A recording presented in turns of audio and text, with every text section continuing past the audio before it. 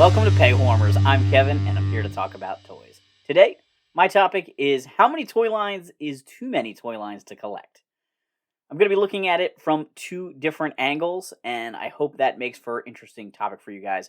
One is how many toy lines are too many to collect, and by that I mean like collecting Ninja Turtles and GI Joe and Transformers and Power Rangers, or how many toy lines is too many to collect for one brand, like Vintage Masters of the Universe, New Adventures of Masters of the Universe, um, Origins, Masterverse, the new CGI series, whatever. All right. I'm trying something a little different today. I've got a new microphone that I was able to buy through the support of my Patreon supporters on Patreon. If you want to help support the channel, that is an awesome thing to do. You get some bonus content over there. The top tier has a whole Discord thing, which is where the most interaction is. Some of those guys actually get more input on the show than maybe the base level Patreons. But of course, I do read all the comments, and that impacts the show as well, whether you are supporting just by watching and liking and viewing, or actually, joining those different levels. So, let's start in the 80s. You had some really, really classic toy lines. You had Transformers, you had G.I. Joe, you had He-Man. Those were probably the big three, right, in the early 80s. Eventually, Ninja Turtles would join those ranks, but really by the time TMNT came out, some of those toy lines had already died. Masters of the Universe didn't make it through the full 80s. G.I. Joe did manage to make it into the 90s. Transformers got relaunched, basically, with G2 to make it into the 90s. There were a lot of other smaller brands. I would put Thundercats up as a pretty big 80s brand, but there's lots of little ones too, like Silverhawks and things like that. So, how many of those lines did you collect as a kid? I did not really collect Transformers. I had a few. When you have a birthday party as a kid, people get you toys that you aren't necessarily into because they're just going to the store and looking for random things. So, I don't know every birthday I ever had, but I have seen a photo from my 5th birthday, and I know I got Jitsu on Night Stalker from Masters of the Universe. I got Sergeant Slaughter on the Triple T tank, which is from G.I. Joe. I'm sure I got things from other brands that birthday as well. I know I got a Masters of the Universe puzzle.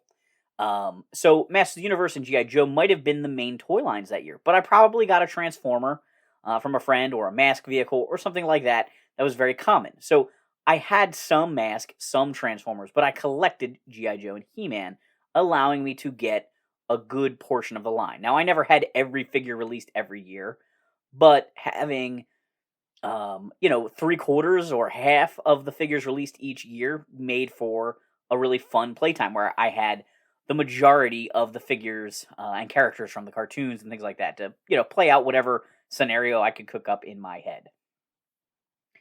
If you start collecting more lines than that, it gets really hard. When I sort of shifted from being a kid playing with toys to a kid collecting toys, I got rid of a lot of stuff. I'm actually going to backtrack, though. As a kid playing with toys, I slowly faded out of things. I followed the trends, right? When the media ended for a show or for a toy line, I probably was done with that toy line. Like, for instance, Masters of the Universe. When the Masters of the Universe cartoon died, because they made way for She-Ra, I started watching She-Ra.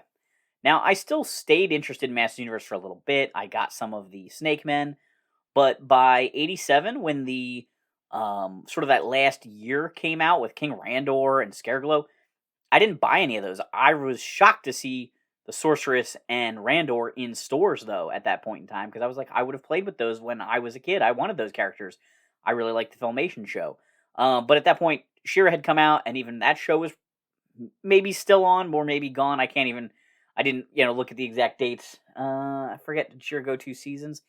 Anyway, I moved on from He-Man. I still had some of my He-Man stuff, but I didn't really ask for the new stuff anymore, because now I was on to, say, G.I. Joe. After G.I. Joe, the cartoon died. I still liked G.I. Joe. I still got some G.I. Joe, but I know my interest waned some. When the original line was out and I was getting tons of guys for my birthday and Christmas, I had a majority of the figures for that year. But then by the late 80s and early 90s, I might get one Sonic Fighter and one eco warrior, but not have, a handful of them, not have a team of those guys like I would have with earlier 80s figures. G.I. Joe led way to things like Ninja Turtles and the X-Men. I also got into Star Wars kind of out of sequence. Star Wars came and was basically out of stores by the time I got into action figures, with Return of the Jedi coming out the year I was born. So by the time I was really playing with toys, by 86, where I'm really old enough to be getting action figures and asking for action figures, Star Wars was gone. I did see some stuff on pegs, but I wasn't really into it. So I got into that kind of late and collected that on the secondary market as a kid. And eventually I sold my He-Man stuff and used that money to buy the Star Wars stuff and more G.I. Joe stuff on the secondary market. Eventually I sold my Ninja Turtles to focus on Star Wars and G.I. Joe on the secondary market. So stuff faded away. I couldn't collect all of it. I just stopped. I was not interested in it. I knew as a kid, even if I asked for things from 6 toy lines for Christmas, I probably was only going to get like those 6 items, or maybe 10 items, but I would end up with very little toys from each line. And that was a pretty frequent thing for me growing up as a kid. I would have like Matt Tracker from Mask. What do I do with Matt Tracker from Mask? He's in his own scale. He has his car. It's super cool. That's why I ended up playing adventures where he was changing flat tires. I didn't have any bad guys for him to fight. Eventually, I got the Condor. Again, now I had 2 good guys that could have adventures together, but I still didn't have a bad guy. I did eventually get the Switchblade at a flea market, and then it was great. I could have all the adventures I ever wanted. Once in a while, a friend would bring over a Mask thing, and that was great too. But you need a good guy and a bad guy for every toy line. So another 80s toy line that I liked a lot from the late 80s was Cops and Crooks.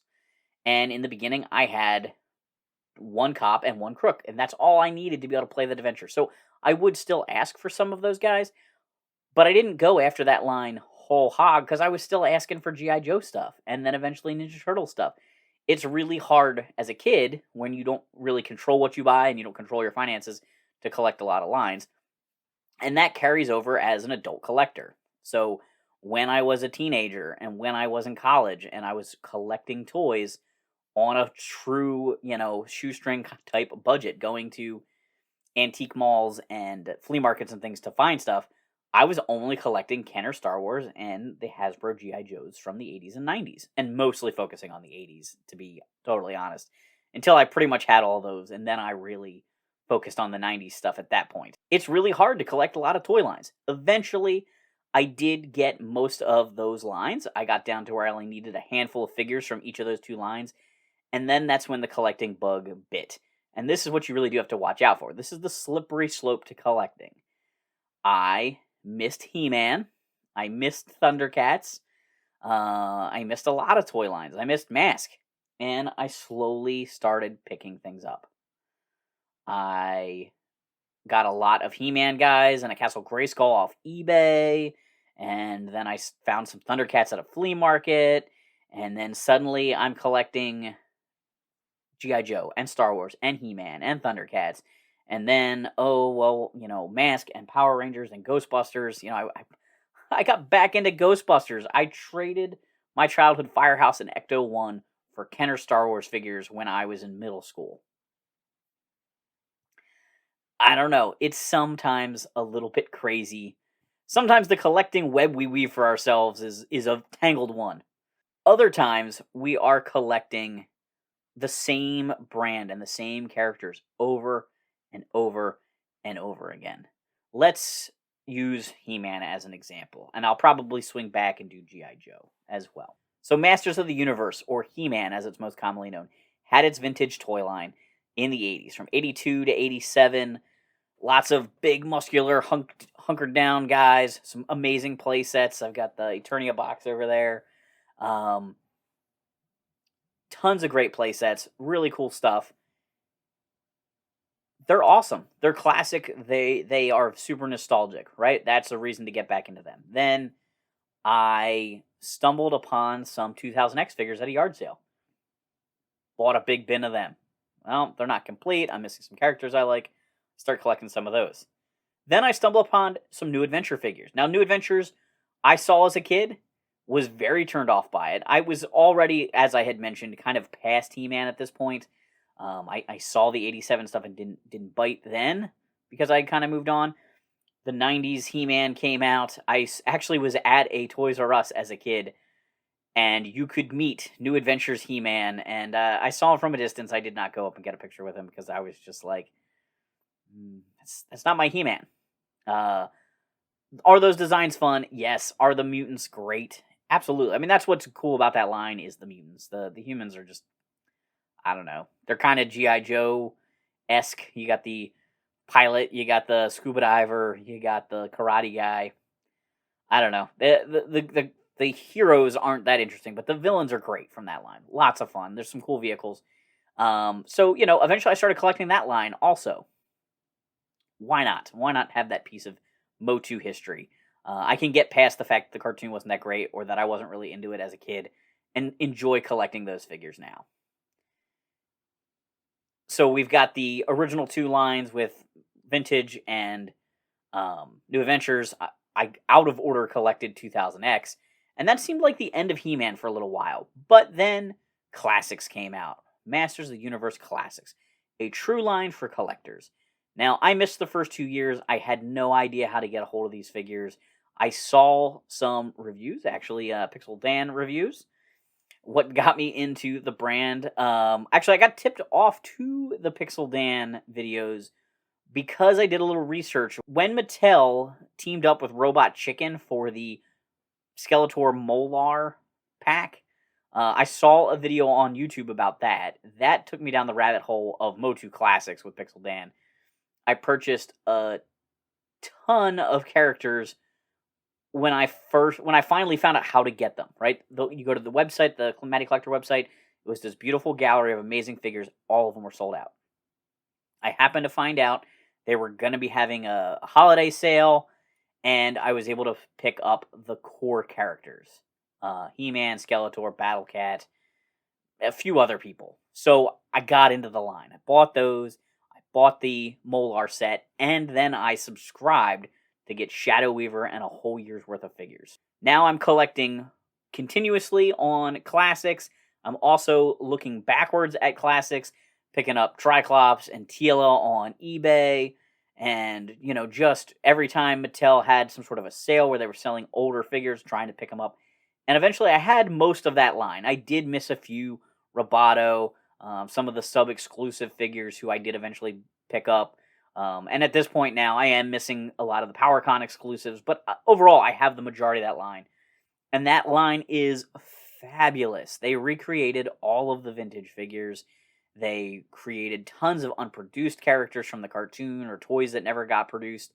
Really, really a nice selection. And to me, that's kind of the key part of my collection, I would say.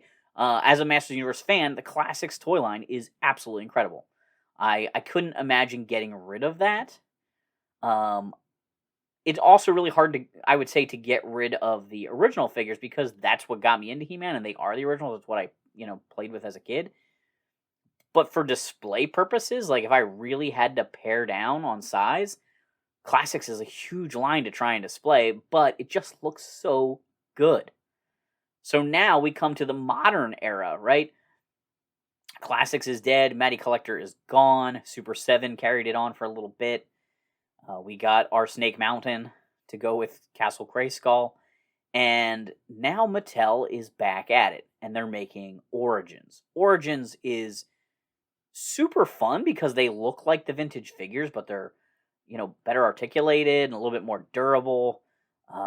They're doing a really wide character selection. They're redoing most of the classic figures, but they're also doing Sunman characters and some stuff from the cartoon and just some oddball, deep cut kind of things that are really great. I'm hoping that line continues for quite some time, and we continue to get a really robust selection of characters from that line. But what else are they doing? They're doing a CGI cartoon show, so that's almost like New Adventures, or maybe 2000X. It's a reinvention of the characters. I guess it's kind of like 2000X, but it's more aimed at kids, which is where New Adventures was in the original cartoon. So that line exists. I have not bit at that at all. I don't think it's bad toys, but it just is not It's not really for me. I have more of the nostalgic relationship with He-Man. So when it's something like 2000X where they're modernizing it but keeping it classic, right? There's a lot of references to the original source with some changes. That's a little bit more my wheelhouse. This is very new and different. But we have Masters Universe Revelations. Revelations is somewhere between Filmation and 2000X where it ties back to the original stuff. It mostly looks like the original stuff, but there are some updates. It basically is a, a new version of 2000X, I guess, in a weird way. Less origin-y though, more going forward. And that kicked off Masterverse. Masterverse is, to me, the retail version of Motu Classics. It is a toy line that's producing characters from every era of the Master of the Universe history, right? They're doing Revelations, the new show. They're doing concept type figures with the new Eternia figures. They're doing Filmation style figures like She-Ra and Hordak and things like that. They're putting out a really wide variety of characters that aren't necessarily one cohesive group. Like you have multiple releases of Beastman, which that tends to be the way to do it now. It's the way they're keeping core characters on store shelves. Just like how He-Man and Skeletor have always had variants with Thunder Punch and Battle Armor and Dragon Blaster, right? Now you have new Eternia Beastman as well as Revelations Beastman as well as whatever the next Beastman might be, right? So they're keeping these characters out. I think it's a better method than the constant repaints from 2000X where we just got, Disco Skeletor and things like that. But it's a lot to collect. It's a lot to store. It's a lot to display, right? If you're collecting Masters of the Universe currently, there's at least 2 lines you're buying right now, probably. Maybe 3. There had been up to 4 recently, if I remember correctly, because we had the minis, we had Revelations / Masterverse, we had Origins, and the CGI show, right? So that's a lot. If you're a Masters Universe fan, are you interested in collecting 4 lines currently? Now imagine being a Masters Universe fan and also a G.I. Joe fan. So you're buying classifieds, and you're buying the O-rings, and you're buying the HasLab stuff. Oh, you're also a Power Rangers fan?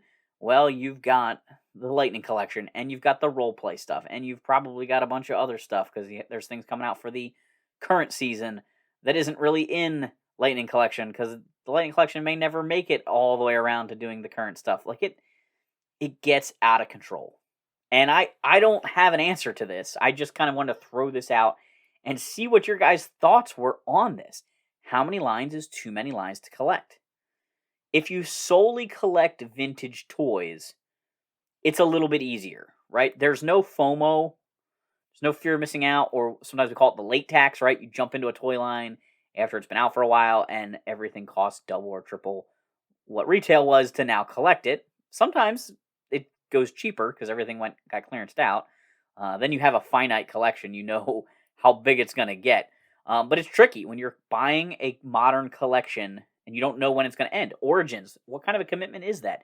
How many Origins figures will there be? Will there be more than the vintage collection? Probably. Will they be cheaper than buying all the vintage figures? Absolutely. But by the time it's done, it might be more expensive. How much space does that take up on a shelf? I have a shelf. I have a display case over here I used to put my classics in, and eventually I ran out of space. It was full. It was jam-packed with figures. I had a section for heroes. I had a section for villains. I had a section for She-Ra. I had a section for the Horde. I had a section for New Adventures. I had a section for other characters, and then eventually it was all just pretty much full. I think maybe the Horde shelf had a little space, or the She-Ra shelf had a little space, but it felt weird shoehorning other figures in there, and I have a couple of boxes of Origins figures that I've never opened, and I was displaying all of them loose. I just ran out of space, so it was just easier to just like, oh yeah, I got this, cool, and just leave it in the package. I would like to free all of them. But how much space do you have to display this stuff? How much room do you have to collect it? If I was still just collecting vintage toys, if I stopped buying modern stuff, right, just cut it off cold turkey. G.I. Joe, I need 1 figure to finish that. Do I collect all the vehicles? Well, then I'd need a bunch of space for some vehicles, because I don't have them all. I don't have all the playsets. I don't have all the vehicles. I have a lot of them. I have the biggest things. But, there's definitely stuff I would need to get. Star Wars, I have all the figures. I don't have all the accessories.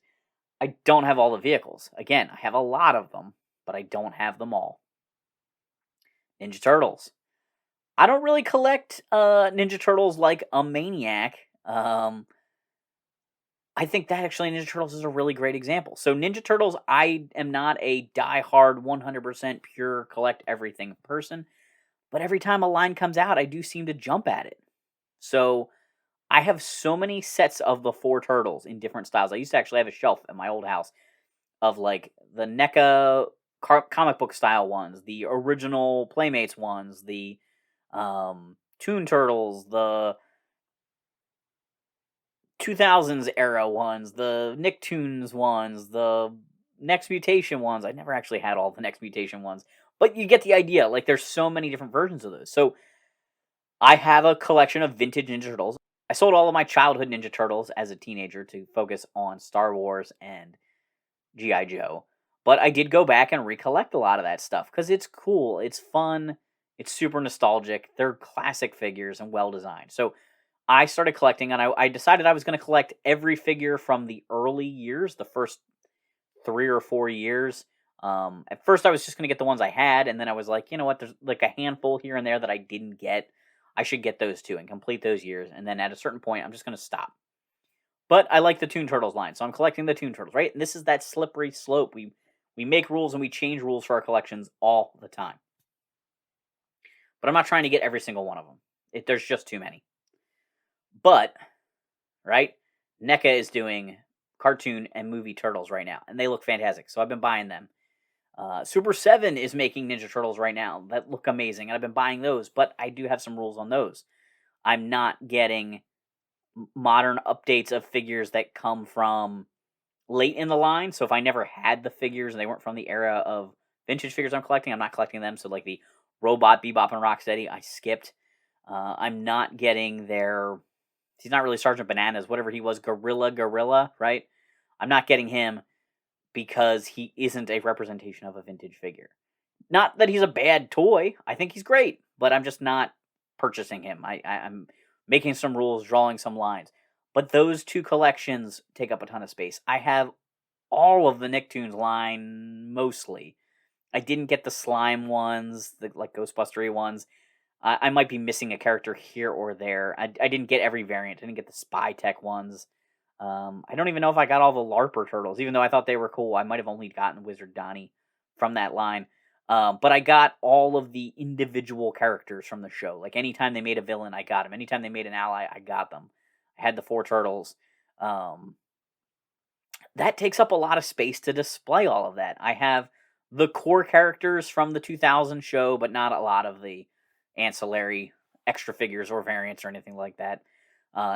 It's a lot to collect from one brand. And then G.I. Joe. Holy smokes, G.I. Joe is a huge brand. That original toy line, and when I say original toy line, I mean a Real American Hero. I don't even mean the original 12-inch action figures, because there's another wave of that, another generation of that. But the original A Real American Hero line has over 500 figures. That takes up a ton of space. Then they did Sergeant Savage and G.I. Joe Extreme. I don't really collect those. I have a few figures. I've been tempted occasionally. I see things at good prices, and I'm like, oh, that would be a good video, but where do I store this stuff? It's a problem, right? Collecting can be a problem. 25th anniversary, I was in hardcore on that. I can't really say that I have all of it because I don't know. I know I'm missing a few things for sure, but also, like, there's so much of that again. They didn't make as many. Oh yeah, and I didn't get all the Collectors Club stuff. I got a lot of it, the figure subscription things. So there's just so many figures in that style. And now we've got classifieds. And again, classifieds, I'm not a completist on that, but I'm close to it. I have most of the figures they've released and army builders from a bunch of these lines. New Wave, or not New Wave, New Sculpt. Do you remember the New Sculpt era of G.I. Joe? G.I. Joe vs. Cobra, G.I. Joe Spy Troops, G.I. Joe Animal Traits. What was that thing called when they were splicing the guys? Venom versus Valor. Yeah, man. I was collecting that stuff in college. I have a huge selection of that. Not quite all of it also. I did pick and choose some of the characters for budgetary reasons, but trying to get all of that on display is insane. So I'm sitting here in my basement, which has a wall of shelves and a wall of shelves, and there's some display cases over there, and then there's just mountains of bins. And I'm trying to figure out how to display my collection. There was a point in time where I only collected loose toys. Eventually, I got down the slippery slope of collecting some mint on card things because the packaging is fun. I have empty boxes, full boxes. Where does it stop? Where do you go? What things do you cut out? Is it okay to sell things? Of course, it's okay to sell things. Don't ever let somebody think that you can never let go of part of your collection. It's hard though. It's very hard. But I'm trying to figure out the best way to display my stuff. And somewhere I'm going to have to draw a line because it's not all going to fit out. And the one thing I'm trying to change is that at my old house, I had a lot of stuff on display. A lot of stuff on display. But I also had stuff squirreled away in a closet. And if you can't see it, how can you enjoy it? Then why do you own it? Right? It's kind of where I'm at. I'm 40 years old. I love collecting action figures. But I know that I have collected for 40 years. And I probably won't really collect for another 40. At some point, enough will be enough, and at some point it will all go after I'm gone, and probably a bunch of it will need to go before I'm gone. So I look around and I go, do I need all my Funko Pops? That might be a place to make up some space. Do I need all of my weird 90s toy line, neon colored things that I've bought that I didn't play with as a kid, right? That are cool. They're super cool, but I never had them, right? Cowboys of Moo Mesa, James Bond Jr., Bucky O'Hare. Do I need all of them? Do I need... Maybe I do, right? These are all rhetorical questions, but like, what about the false start toy lines? I have the Hasbro Bucky O'Hare. I also have the Boss Fight Bucky O'Hare, which look really cool, and I thought that was going to be a great line, but it didn't go the distance. They only had so many releases, and it stopped. Do I need Boss Fight Bucky and Bruiser and Jenny and Deadeye Duck, and then just not really having the rest of the crew? Oh, I have a couple Toads. I army builded the Toads from that line. What do I do? How do I decide this? I don't have any answers. I'm really sorry. But I want to talk about this. I really actually should have done this as an episode with guests. And if you guys like this topic and we have good conversations going on in the comments down below, maybe I will bring this up again. Currently, I actively collect more modern toys than vintage toys. Why is that? I don't like buying on eBay. So vintage toys I'm only picking up when I go to toy shows and flea markets and things like that. There's not a lot of easy to find things that I need for my collection anymore, right? The G.I. Joe stuff I need is the rarest of the rare. The Star Wars accessories I need are the rarest of the rare. The items for Mask and Ghostbusters and Ninja Turtles are rare and expensive, or things I'm not really that interested in because I didn't know them as a kid. So that's kind of where the vintage collecting is at. And I have felt less interested in vintage stuff over the recent years. Not really less interested in owning it, but less interested in hunting down the last little thing I need for a toy line. I need like one Silverhawks figure. Would I love to have them? Absolutely. Would I buy myself on a toy show? Yes. But am I going to the trouble of like checking Marketplace every day for 80s toys and a lot, and checking eBay and, driving around to random toy stores to look for them? No, but someday I'll see them and then I'll grab them, right? That's kind of how it works. So modern toys, because there's new releases coming all the time, and you have that FOMO, that fear of missing out on something that you'll want someday, that's what I'm collecting a lot of. And it's just a lot of like, buy now, buy now, buy now, buy now. And the stuff arrives later. And things that I'm buying, G.I. Joe Classifieds, the McFarlane Superpower stuff, small lines, just starting out. I don't know whether it's going to go the distance and be a big thing. I'm collecting a whole bunch of the Super 7 Ultimates. I'm collecting the G.I. Joes, the Silverhawks, the Ninja Turtles, um, maybe something else. I've gotten a few Power Rangers, but I'm not going all in on that. I'm starting to limit myself, right? The Lightning Collection is the Power Ranger thing I'm collecting. So I'm grabbing a few monsters or Zords from the Ultimates, but I'm not grabbing the Rangers. I got them here. So I'm collecting Power Rangers Lightning Collection. I'm collecting G.I. Joe Classifieds. I'm collecting the NECA Ninja Turtles when I can find them, movie and cartoon. That alone is a lot of stuff to be hunting for. I've kind of given up on Star Wars. I do buy retro style Star Wars guys when they make them for the new media, like Mandalorian and things like that. Occasionally, I see like a Black Series figure that I think is cool, but really, for the most part, I'm done with that. I never really got into the Black Series, to be honest. But even like the 3 3/4 inch size, I just don't really buy Star Wars figures anymore. Marvel Legends occasionally suckers me in, but I'm kind of done with that. I never really got into buying the movie figures. I mostly just buy the 90s comic book characters from like Spider-Man and X-Men, and even that's just gotten to be too frustrating and too difficult. So I rarely buy Marvel Legends anymore.